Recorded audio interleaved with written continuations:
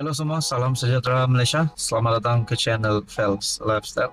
Terima kasih kerana masih bersama di dalam channel ini. Saudara-saudara, baru-baru ini berkaitan dengan parti PKR, kita sudah mendengar Rafizi Ramli sudah ditukar. Menteri Besar Selangor juga terdapat jawatannya di dalam PKR yang ditukar dengan pemimpin PKR yang lain. Dan terkini, saudara-saudara yang amat dihormati, PKR sah membuat rombakan kepimpinan. Saya melihat dalam satu artikel daripada Malaysia Kini, PKR Sabah. Ini sudah pasti bagi memantapkan persediaan PKR di bawah pimpinan Presiden PKR Datuk Seri Anwar Ibrahim. Persediaan untuk menempuhi ataupun bersedia bagi bertarung pada PRN Negeri Sabah yang diadakan pada masa akan datang. Melalui satu artikel daripada Malaysia Kini, PKR Sabah rombak kepimpinan. Mustafa Sakmud dilantik pengerusi. PKR Sabah mengumumkan penyusunan semula Majlis Pimpinan Negeri MPN yang diterajui pengerusinya Datuk Mustafa Sakmud dan timbalannya Peto Galim. Timbalan Ketua Penerangan PKR Razif Rakimin berkata, ia dilakukan bagi memantapkan kepimpinan PKR negeri serta persediaan menghadapi pilihan raya negeri Sabah.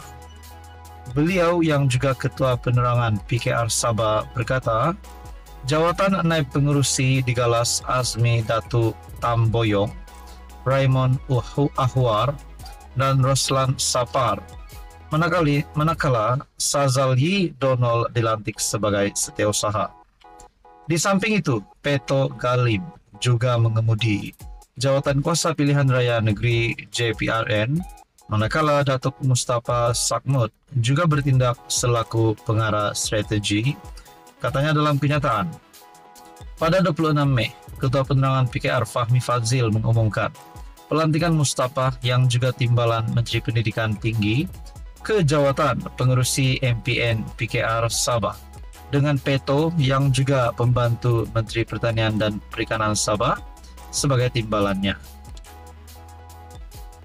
Barisan MPN PKR Sabah, pengerusi Datuk Mustafa Sakmud, timbalan pengerusi Peto Galim, setiausaha Sazalyi Donol, Bendahari Abdul Razak Jamil, Ketua Penerangan Razif Rakimin, pengarah komunikasi Muhammad Amin Abdul Mem, setiausaha pengelola Wendy Agong Baru, penolong setiausaha Tony Chi, timbalan Ketua Penerangan Milus Alu, penolong setiausaha pengelola Remista Taylor. Nah, saudara-saudara, ini adalah satu rombakan ataupun rombakan PKR itu di Sabah bagi persediaan pilihan raya negeri Sabah yang akan diadakan. Jadi saudara-saudara, berkaitan ini, apa komen Anda? Sekian saja, teruskan bersama di channel ini untuk info yang seterusnya. Halo semua, salam sejahtera Malaysia. Selamat datang ke channel Phelps Lifestyle. Terima kasih kerana bersama di dalam channel ini dan terus setia bersama di dalam channel ini. Saudara-saudara, baru-baru ini Tun Dr. Mahathir membuat pengakuan. Ada dua pengakuan Tun Mahathir yang mengejutkan ramai. Yang pertama sudah pasti, Dr. Mahathir yang secara menyindir ataupun secara sinis membuat kenyataan bahwa meminta bantuan Anwar untuk mengambil uang ataupun duit bilion yang didakwa dicuri oleh Mahathir untuk meminta bantuan Anwar Ibrahim untuk mengesan lokasi itu dan membawa pulang duit yang dicuri oleh Mahathir itu melalui dakwaan itu. Nah, akhirnya saudara-saudara, ada satu lagi pengakuan Mahathir berkaitan dengan RCI Batu Putih. Saudara-saudara, bila kita sebut berkaitan dengan isu RCI ataupun isu Pulau Batu Putih, kita akan terus ingat dengan kenyataan Azalina Othman sebelum ini, di mana bekas PM boleh ditangkap sekiranya enggan memberikan keterangan. Dan kita juga dengar Tun Dr. Mahathir Mohamad membuat kenyataan akan hadir RCI. Dan terkini saudara-saudara, selepas saja pengakuan Dr. Mahathir itu, kita lihat apa kesannya. Ini satu perkongsian daripada Harapan Daily pada 2 Jun. Jawablah di RCI. Tak perlu ulas panjang, ramai kritik sikap Mahathir. Orang ramai dilihat mengkritik sikap Tun Dr. Mahathir Mohamad yang mengulas panjang selepas diarah hadir ke prosiding RCI Suruhanjaya Siasatan Diraja berkaitan kes kedaulatan Batu Putih, Batuan Tengah dan Tubir Selatan RCI Batu Putih. Bekas Perdana Menteri 2 kali itu dipanggil berbuat demikian pada 12 Jun. Bagaimanapun, Mahathir menerusi laman X berkata, beliau akan menghadiri prosiding itu, tetapi sangat berharap supaya RCI tersebut diadakan secara terbuka dan orang awam dapat mengikuti prosiding sepenuhnya. Ini kerana sebelum ini pelbagai tomahan dan tuduhan telah dituju kepada saya secara terbuka dan mendapat laporan media secara meluas. Dan tuduhan-tuduhan tersebut dibuat termasuk oleh ahli jemaah menteri sekarang, antara lain bahawa saya membuat keputusan secara sembunyi-sembunyi dan secara sendirian.